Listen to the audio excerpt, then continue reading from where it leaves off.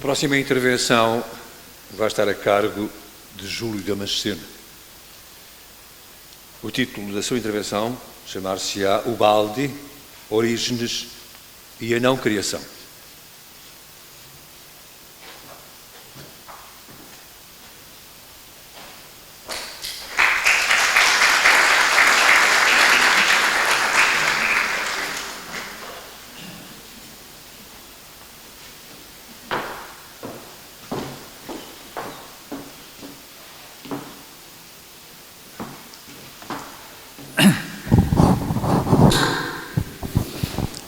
Bom dia, é uma alegria podermos estar aqui novamente, 2 anos depois, 3 anos depois do primeiro congresso promovido pelo Centro Lusitano de Unificação Cultural, na pessoa aqui representado pelo seu fundador, José Manuel Anacleto, a quem, antes de mais nada, agradecemos pelo convite, pela oportunidade, juntamente com o Instituto Pietro Baldi do Brasil, que tão valorosamente tem divulgado e promovido a obra do professor Pietro Baldi mundo afora.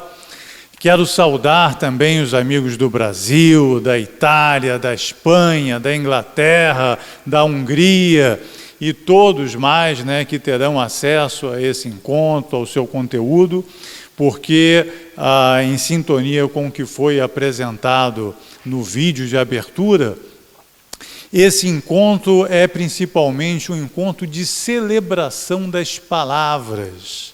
As palavras que têm poder transformador, podem transformar corações, mentes, emoções, podem nos fazer melhores. E a obra de Pietro Baldi, do professor Pietro Baldi, que começa com essas palavras tão impactantes da chamada mensagem de Natal de 1931, de dezembro de 1931, palavras intensas, palavras vivas, calorosas, No silêncio da noite santa, escuta-me, põe de lado todo o saber e tuas recordações, põe-te de parte, esquece tudo, abandona-te à minha voz, inerte, vazio, no nada. No mais completo silêncio do espaço e do tempo, neste vazio, ouve minha voz que te diz, ergue-te e fala, sou eu. Foi com essas palavras intensas, vibrantes, que o professor Pietro Baldi começou a sua obra monumental. Uma obra antológica dentro da história do pensamento humano, seja pela sua profundidade, seja pela sua abrangência, seja pela diversidade de temas que aborda e pela originalidade da abordagem que traz para os mais variados aspectos da filosofia e do pensamento humano. A obra de Pietro Baldi é uma catedral de palavras. É uma catedral solene, majestosa e capaz de inspirar a todos nós, com sua nave sublime, as melhores emoções, os melhores pensamentos, aqueles exatamente que são capazes de transformar o mundo. Então, que seja esse encontro, esse congresso, uma celebração das palavras e que possamos aproveitar dessa catedral majestosa que hoje nos abriga e nos trará grandes ideias, felizes ideias para o nosso progresso. Esperamos que assim seja. O tema que nós trazemos aqui hoje, Orígenes, Ubaldi e a Não Criação, ele teve início alguns anos atrás, no congresso em Fortaleza, Ceará, no Brasil, quando nós tivemos a primeira oportunidade de promover o encontro de ideias, além do espaço e do tempo, entre a obra de Orígenes de Alexandria e do professor Pietro Baldi. Naquela ocasião, nós estávamos procurando destacar a relação visceral que existe entre a obra do professor Pietro Baldi e o cristianismo na sua simplicidade e espiritualidade originais. O professor Pietro Baldi tem diversas frases na sua obra, como essa que nós destacamos acima, onde ele procura o tempo inteiro revelar o valor do Evangelho, não apenas no seu aspecto cultural e religioso, mas principalmente biológico e universal, chamando a atenção para a realidade do fato que muitas das leis apresentadas por Cristo no seu Evangelho condizem e revelam leis da natureza, universais, leis da criação, que estão acima das opiniões e das contradições humanas, fazem parte do substrato universal, do pensamento criador que organiza e dá vida a tudo que é. Então, a sua obra é cristocêntrica, né? E dentro dessa perspectiva, ao longo de todos os 24 volumes, ele procura estabelecer essa relação e mostrar essa importância desse evangelho em substância, desse evangelho praticado, vivido, experimentado na própria existência. E para fazer esse trabalho nós procuramos uma ampla bibliografia, aqui destacamos apenas alguns, mas em toda essa bibliografia a figura de Orígenes se destacou de uma maneira muito relevante, muito relevante. Eu trouxe algumas citações aqui de grandes especialistas destacando a sua figura como o maior expoente da patrística, né? Do período da produção intelectual que ficou assim conhecida dos pais da Igreja. Então, ele é apresentado como o maior nome associado à cidade de Alexandria. É também apresentado como a mais importante figura antes de Agostinho, pensador de raros dotes especulativos. Sua obra é a mais discutida entre os pais da Igreja, importância imperecível.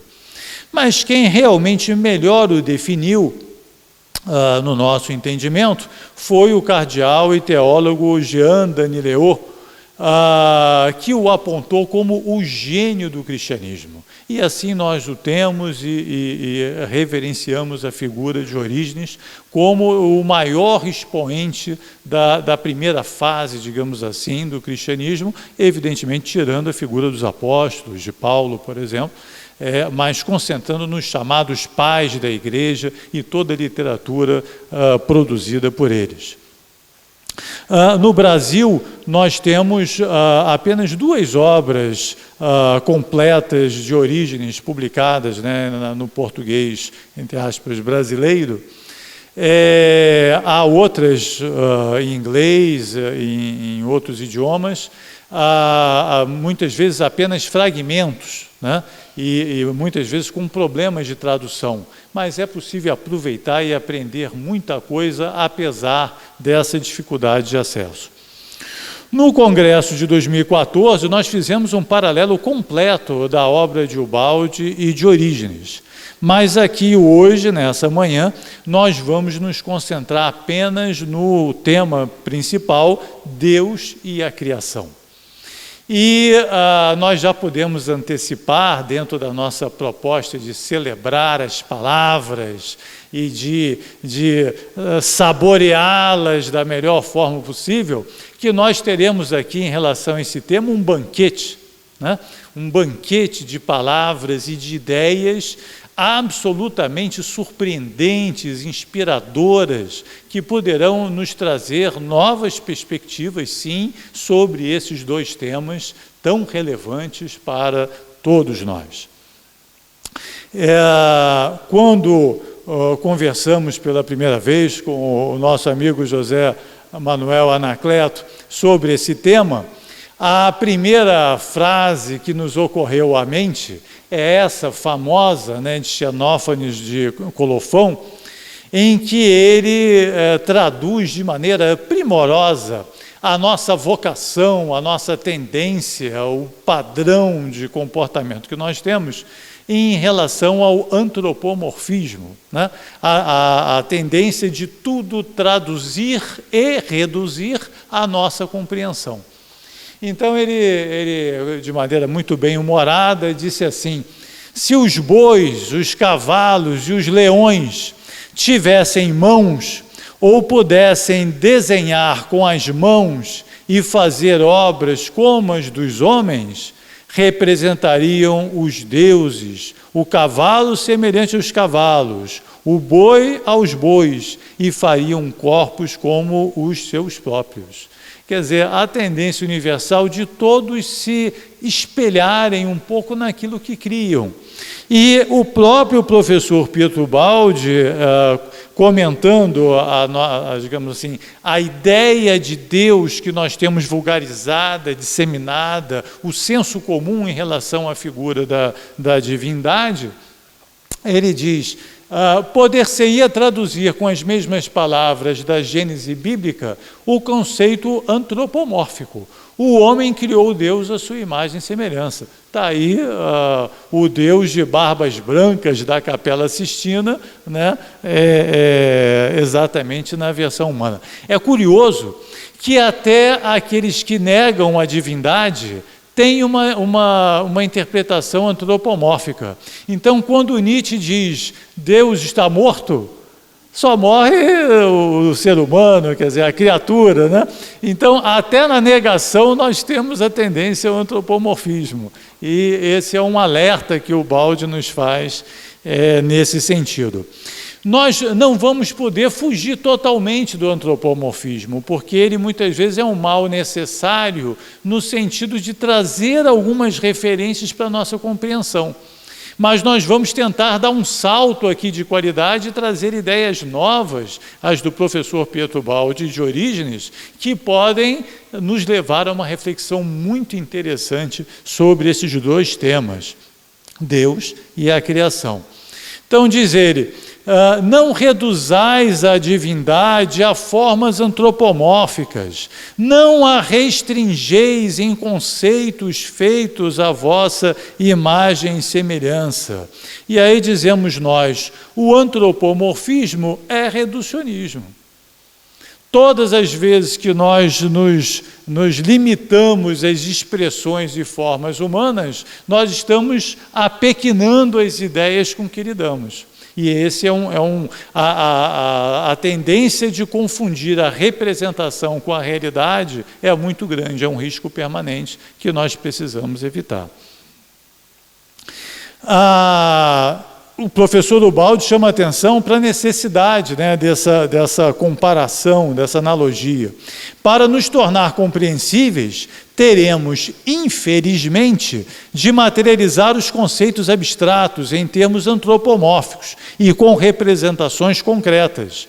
Estas são úteis para fixar as ideias mediante representações mentais, mais facilmente concebíveis. No entanto, certamente deformam o conteúdo abstrato da visão, diretamente impossível de ser imaginado.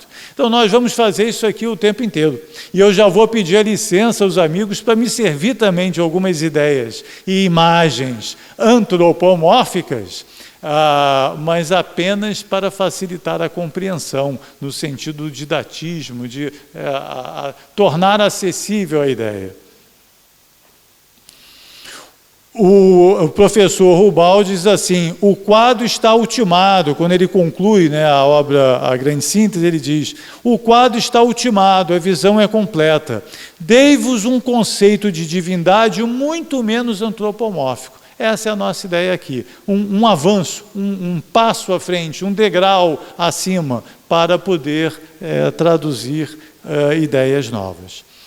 A boa notícia é que a evolução da ideia de Deus é paralela à evolução humana. Olha que ideia interessante.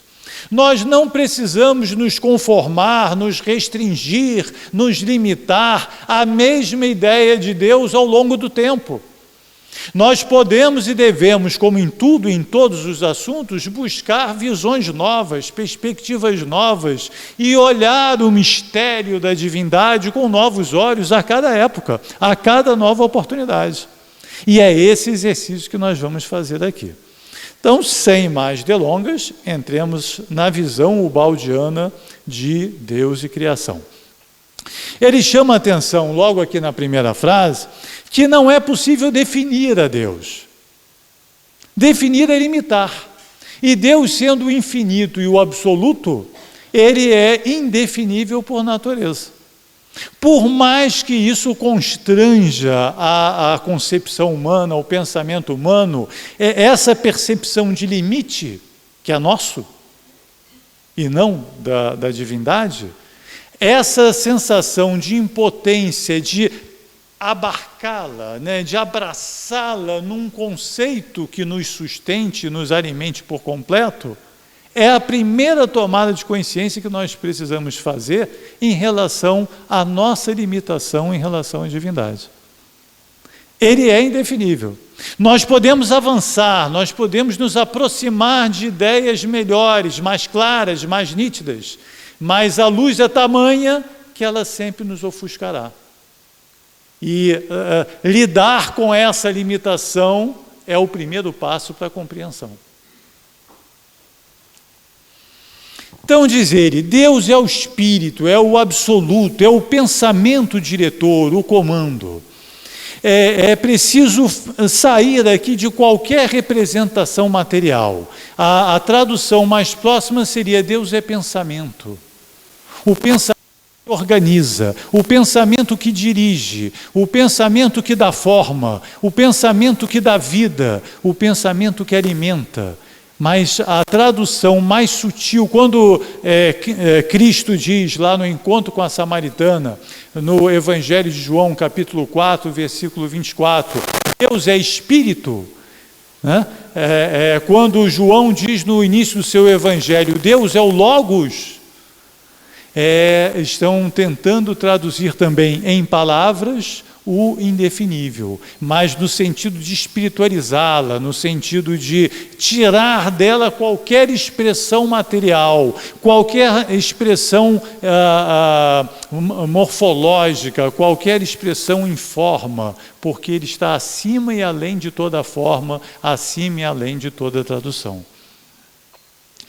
O outro conceito importante é que Deus é o eu sou do universo, e mais do que do universo físico, Deus é o eu sou da criação, a alma da criação inteira, o sentido daquilo que dá vida, dá razão de ser, a identidade, a essência, o suprassumo da essência que vitaliza e alimenta tudo. Ele usa essa expressão, ele usa essa expressão muitas vezes, o todo uno Deus. Deus é absoluto. E esse é o primeiro conceito que nós precisamos lidar aqui com um pouco mais de calma. Deus é o absoluto, e o absoluto abrange tudo. O absoluto não tem fim, não tem começo, nem espacial, nem temporal. Nós costumamos vincular eternidade ao somatório de tempo. Nós costumamos associar a infinitude como somatório de espaço. E esse é o primeiro erro, é o primeiro equívoco. Por quê? Porque o absoluto é de natureza diversa da infinitude espacial e da perpetuidade temporal. O absoluto, ele é não local, o que significa ausência de espaço, e ele é eterno, o que significa ausência de tempo. Pensem o seguinte, o meu espírito em relação ao meu corpo. O pé não é mais distante do meu espírito, que alimenta o meu corpo, que vitaliza o meu corpo, que o organiza e sustenta. O pé não é mais distante do que a cabeça. Não há distância entre meu espírito e meu corpo. Então não é a infinitude espacial que vai definir distância entre criação e Criador. Não existe essa distância. Não existe a possibilidade de estar fora daquilo que é absoluto. O que é absoluto abrange a tudo. Então, assim como na minha expressão corporal não existe distância entre meu corpo e meu espírito, entre Deus e a criação também não há distância nenhuma, por maior que seja o universo, por maior que seja a criação. E o tempo também é outra característica material, mas na realidade espiritual plena, nós lidamos no sentido de eternidade, que é a ausência do tempo, onde passado, presente e futuro não fazem a menor diferença, não tem representação. Então, esses dois conceitos são fundamentais para nós começarmos a entender esse Deus descrito por Pietro Baldi. E, em relação ao absoluto, aqui tem um outro ponto que eu peço muito atenção, que vale aqui a nossa conversa, né? Compreendeis que Deus não pode ser algo mais exterior à criação, ou distinto dela, que só o homem que está no relativo pode acrescentar a si ou devenir além de si, não Deus, que é o absoluto.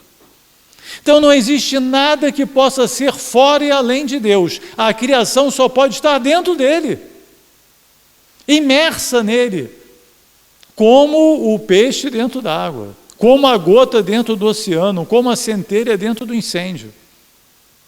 Mas quando nós todos aqui presentes, provavelmente, imagino eu, quando nós fazemos as nossas preces, normalmente nós mentalizamos alguma coisa fora, não é isso? Como se estivéssemos fazendo um esforço telepático para chamar a atenção de alguém, né? Senhor, olha para mim. Como se ele estivesse fora, longe, distante. E essa primeira imagem que Pietro Baldi procura nos trazer, nós estamos dentro dele, e essa imagem não é nova. Reforça ele, vossa concepção de um Deus que cria fora e além de si, acrescentando algo a si mesmo, é absurda concepção antropomórfica, é querer reduzir o absoluto ao relativo. Absoluto não tem nada além. E essa expressão não é nova, vocês querem ver aqui, ó, Paulo de Tarso, São Paulo, dizendo, nele vivemos e nos movemos e existimos. Então nós estamos dentro de Deus. Mas como é que eu vou entender um negócio desse? Me explica. Então eu sou um peixe dentro do oceano? Eu sou uma centelha dentro do incêndio? Eu sou uma criatura dentro do Criador? Puxa, mas eu não tinha pensado nisso até agora. Já valeu o Congresso Pietro Baldi. Não é verdade? Já começamos bem, porque o nosso propósito aqui é trazer ideias novas. Então comece a pensar o seguinte, para fazer a prece, o lugar melhor que eu tenho que pensar é dentro de mim mesmo. É me voltar para dentro e não para fora. Porque assim como não há distância entre qualquer parte do meu corpo e o meu espírito, também não há qualquer distância entre Deus e eu mesmo. Puxa, mas esse negócio está complicado. Vamos tentar entender melhor? Vamos. Olha aqui, ó. Essa imagem é o resumo, o melhor resumo, ela é antropomórfica, 100% antropomórfica, mas é a melhor figura que eu encontrei para revelar e para falar sobre transcendência e imanência. Observem comigo. A criação é a esfera. A criação toda, não apenas o universo físico. Toda a criação é a esfera, aqui nessa figura. E Deus é tudo que está além da esfera. Então, ele é o sol que brilha lá fora e cujo brilho alimenta o brilho da esfera. Se o sol se apagar, a esfera fica escura. Perfeito? Então, se Deus desistisse da gente, no sentido, olha, não quero mais brincar, né, de criador e criatura, e apagasse a luz, a esfera não tem luz própria, ela não tem vida própria, ela é sustentada, é alimentada por esse ser que nos vivifica e alimenta. Se o sol apagar, escurece tudo. Mas esse mesmo sol que é tão grande e tão além e tão independente da esfera, também brilha dentro dela. E brilha dentro de cada um de nós. E nos dá vida. E nos dá pensamento. E nos dá energia. E nos dá luz. E nos dá paz. E nos dá amor. E tudo de bom que pouco a pouco floresce em nosso pensamento, em nosso sentimento, a cada dia desse sol. Está mais clara essa relação entre Deus e criação? Então, olha, a causa está no efeito, e o efeito está na causa. A causa não é o sol de fora? É. Ele não está dentro da esfera? Está. E a esfera não está dentro da causa? Está. Eles se confundem, eles fazem parte de um todo. Me explica melhor isso, eu ainda não entendi. Será que com outras imagens a gente pode entender isso melhor? Pode. Olha só. Deus nos aparece como a atmosfera em que o universo está imerso. Olha aí, eu tenho um universo transcendente, que é a mãe, e tenho duas criaturas conversando e batendo papo dentro dela. Olha o Congresso Ubaldi ali dentro. Não é? Percebeu a nossa relação em relação a Deus? É como se o útero divino não tivesse fim. Ele é absoluto. Você não precisa sair do útero divino para viver. Nós vivemos dentro dele. Ele é absoluto. Ele abrange tudo. Está presente em tudo. Mas e essa questão da imanência? De que ele me vivifica, de que ele me traz energia, de que ele me traz pensamento, inspiração? Perfeitamente. Não é isso que acontece também dentro da mãe? As duas figuras não se completam, essa explica a transcendência e essa explica a imanência. Simples assim. Então existe também um cordão umbilical, um cordão espiritual, um elo que traz um pouco de Deus para dentro de nós. E é por esse canal interno, por essa ressonância íntima, que ele nos alimenta, nos vivifica, nos inspira, nos ampara, nos protege e responde às nossas preces. Puxa, olha aí. É uma visão de Deus completamente transformadora, porque a partir desse momento nós vamos ver a criação como a manifestação de Deus no nosso universo.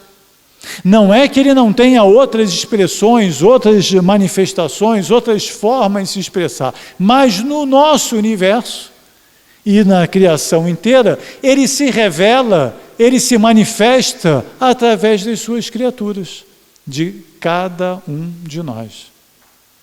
Então, essa é a primeira conexão com o tema aqui do nosso congresso, unidade e diversidade. Deus está presente em cada coisa em nós. É através das suas criaturas que o seu pensamento se revela.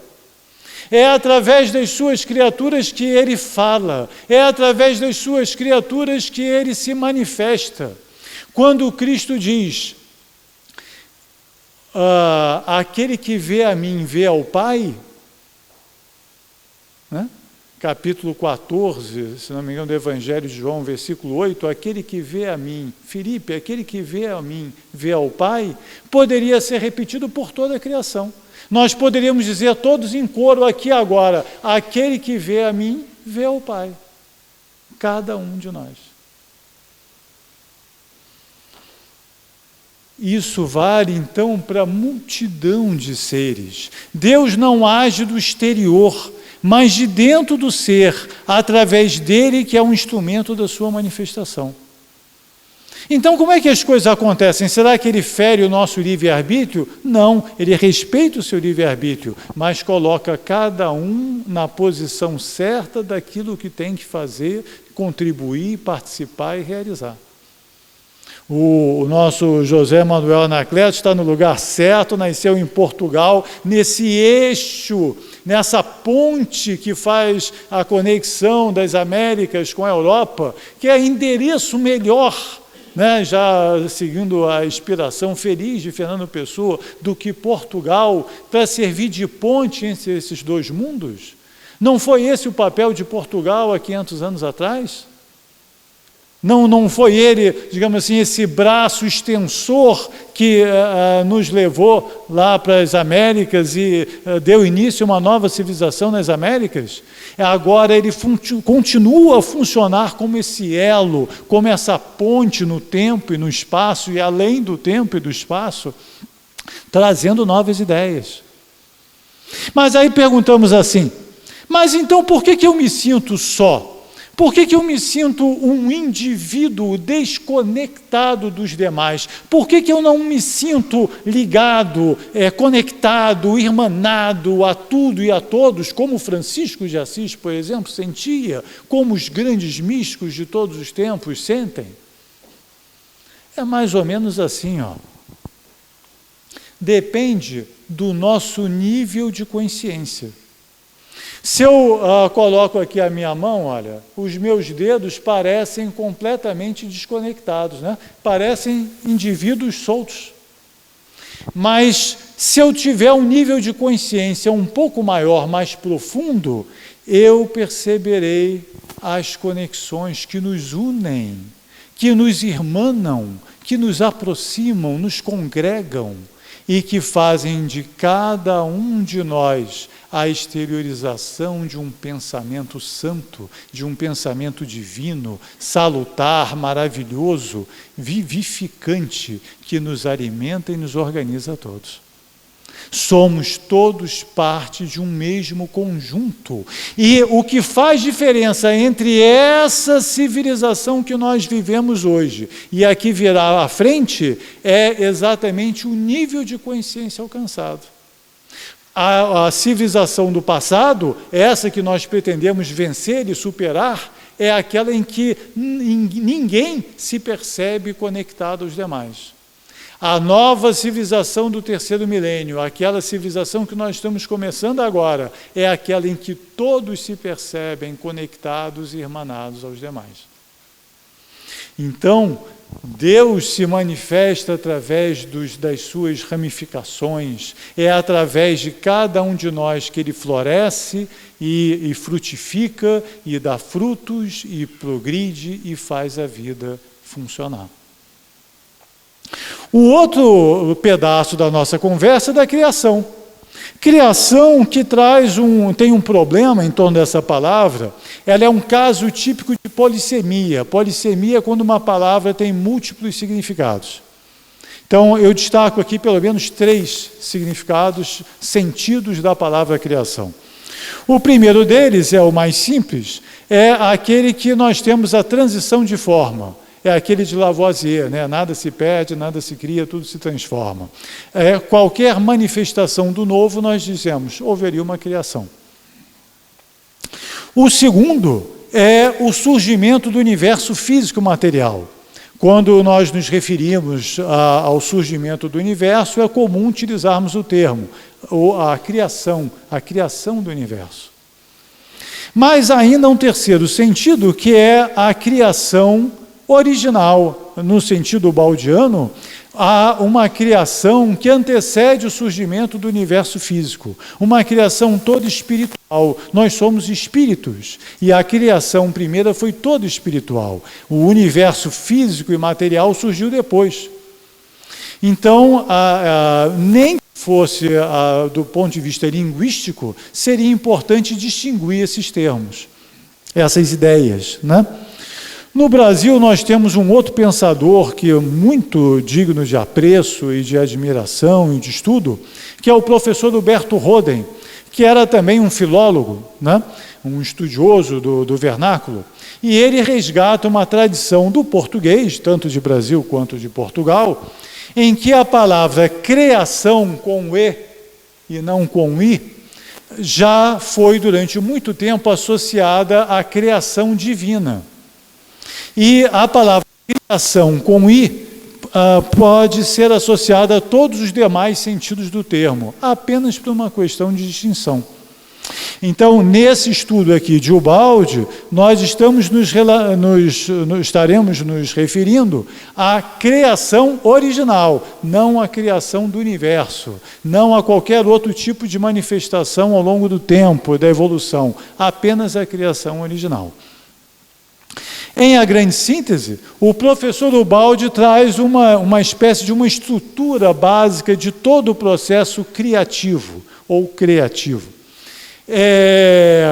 A partir do espírito que representa o pensamento, o princípio ou lei, a concepção de qualquer coisa, subvém a vontade de criação, o movimento de criação e, finalmente, a estrutura e a forma manifesta e realizada.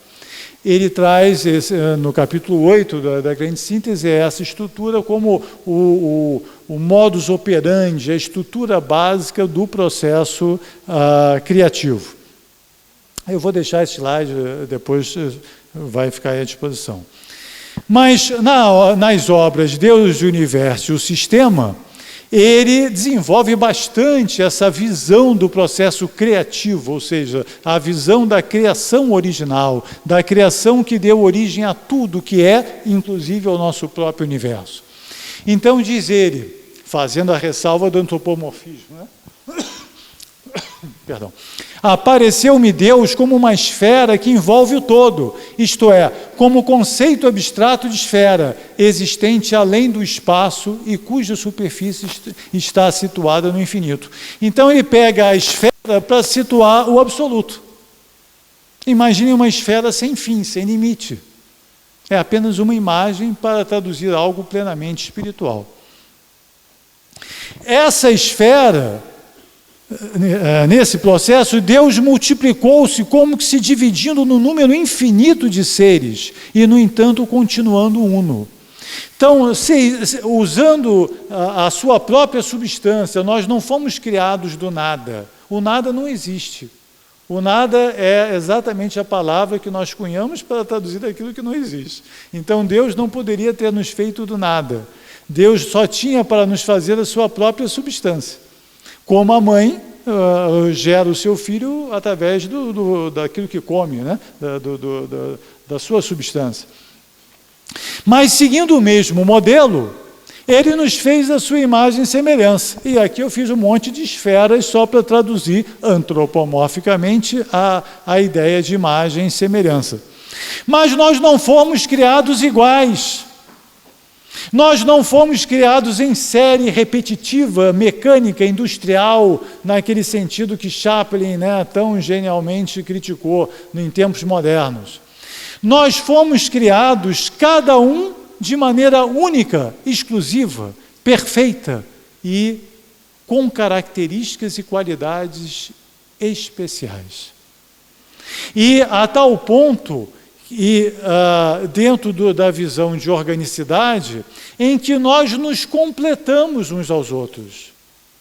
Onde, como se tivéssemos aqui um grande mosaico de um quebra-cabeças, né, nós tivéssemos limites complementares, onde as competências, as possibilidades e riquezas e valores de cada um de nós completasse harmonicamente as da pessoa seguinte, da criação seguinte.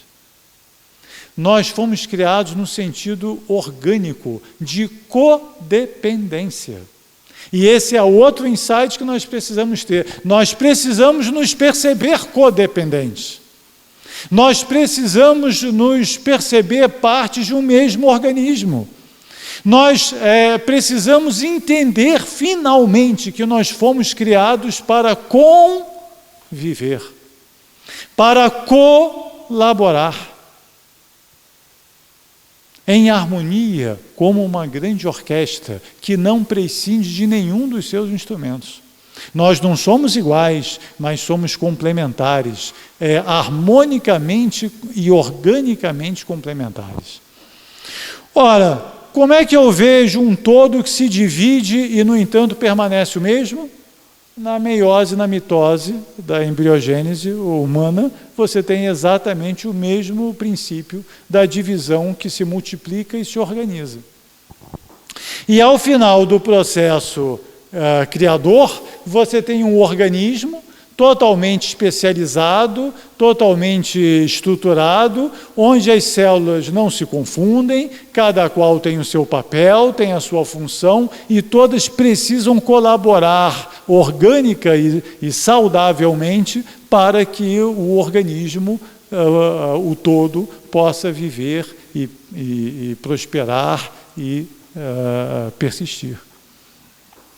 Então, nós fomos criados dentro dessa visão orgânica, onde toda essa analogia aqui da embriogênese é apenas uma tentativa de mostrar como é que esse processo todo espiritual se reflete também em estruturas materiais através do princípio de analogia, que é um dos princípios que o Baldi traz na grande síntese, quando nos explica o monismo, né? A natureza age de acordo com esquemas simples e constantes, e esses padrões é que chamam a atenção para a existência de Deus e para esse pensamento que organiza tudo. O Baldi se serve também da ideia do Sol e das centelhas para trazer a mesma ideia. Pois bem, no terceiro momento, e o último aqui da nossa conversa, o Baldi chega à seguinte conclusão no volume A Técnica Funcional da Lei de Deus. Não é necessário o conceito de uma primeira criação, a do sistema, a da criação original, ou isto é, a passagem da divindade do seu estado homogêneo a um estado diferenciado. A divindade pode ter existido sempre daquele jeito, já organizado. Assim não teria ocorrido uma criação do sistema, criação original, porque Deus teria sempre existido no estado primeiro, e como tal, eterno e imutável. Não pode haver criação no absoluto, só no relativo pode haver nascimento e transformação. O absoluto simplesmente é. Então, toda a ideia de criação que nós fomos treinados, educados, adestrados e condicionados a repetir a vida inteira, ele está associado à ideia de tempo. E se o tempo não existe, o antes, o durante, o depois também não. Então, toda a ideia, todo o paradigma de criação, Deus criou, está associado ao paradigma temporal. Então, o Baldi chega em determinado momento e fala, não, peraí, não precisa disso. Se Deus é e é eternamente, a criação também pode ser eterna, embora dependente dele, que não deixa de ser criador. Pronto, aí deu um nó, né? Vamos ver, cheguei no Congresso Baldi, aí apareceu lá um brasileiro tentando me explicar que Deus é criador, mas que criação não existe. Não é isso? A criação como no tempo não existe. Mas tanto o professor Pietro Baldi quanto Orígenes nos mostram que há um outro modelo para fazer surgir aquilo que nós talvez possamos considerar também. Orígenes também nos fala de Deus além da nossa compreensão, né? da necessidade que temos de ter esse cuidado, sempre de não reduzi-lo aos nossos termos. Também fala de Deus como absoluto. Deus é uma natureza simples, intelectual, que não admite nela nenhum tipo de adição. E do mesmo modo que se deve acreditar que não contém em si mesmo nem mais nem menos, mas que é, sob todos os aspectos, uma mônada, ou seja, uma unidade. Ou, por assim dizer, uma enade, que é a palavra grega que traduz essa ideia de unidade, de unicidade. Inteligência e fonte de onde tem origem todas as naturezas intelectuais ou inteligências. Então, ele traz essa mesma ideia de Deus como absoluto, além de qualquer limite e limitação humana. Também nos fala de transcendência e imanência, eu não vou poder me demorar aqui, né, mas vale a pena depois consultar. E quando ele fala de criação, ele diz assim: a inteligência humana fica abalada e constrangida, incapaz de compreender como é que, uma vez que Deus sempre existe, também as criaturas tenham subsistido, por assim dizer, sem começo. Que, por outro lado, é preciso, sem dúvida, acreditar que elas foram feitas e criadas por Deus. Quer dizer, foram criadas, mas não tem começo. Olha que nó. Não, bom, a física quântica aqui vai adorar. Vamos ter muito que conversar ao longo do evento com essa. Mas aqui estou falando de Orígenes, há 2000 anos atrás, gente. Um dos pais da igreja. Pergunta a ele: como é que se poderia acreditar e supor que em algum momento Deus Pai tenha existido sem gerar essa sabedoria? Ele chama a criação de sabedoria. Então, como é que você pode se imaginar Deus sem gerar? Devemos, portanto, crer que a sabedoria foi gerada sem nenhuma relação com qualquer forma concebível de começo. Olha que bacana! Isso é física quântica pura. Né? Imagina, se isso é novo para a gente agora, 2000 anos depois, imagina no concílio de Nicéia, né? Quando condenaram Orígenes. Pô, tinha que condenar mesmo. Que sujeito é esse que fala de alguma coisa que não tem começo? Né? Olha que ideia bacana, que é puramente ubaldiana. Essa geração eterna e perpétua é como a radiação que vem da luz. Olha aí. A partir do momento que a luz brilha, a partir do momento que o sol brilha, vamos dizer assim, a luz aparece. A partir do momento que Deus é, a criação se manifesta. A partir do momento que o psiquismo desperta nas formas mais primevas da organização vital, a vida surge. Então, a criação seria uma espécie de uma irradiação. Irradiação essa que é sustentada continuamente, sem o que pereceria. Então, Deus brilha dentro do absoluto, e nós brilhamos com Ele. Nós somos raios do sol divino, que não podem perder a conexão com a sua fonte inexaurível e inesgotável. Achei curioso trazer também que na tradição espírita, que nós estudamos muito lá no Brasil, no volume A Gênese de Allan Kardec, ele traz também essa ideia. Desde que Deus existiu, suas perfeições eternas falaram. Antes que houvessem nascido os tempos, a eternidade incomensurável recebeu a palavra divina e fecundou o espaço eterno quanto ela. Essa mesma ideia de irradiação, de fecundação do espaço antes que o tempo existisse, antes que a ideia de começo de qualquer coisa pudesse existir, que é absolutamente material e antropomórfico.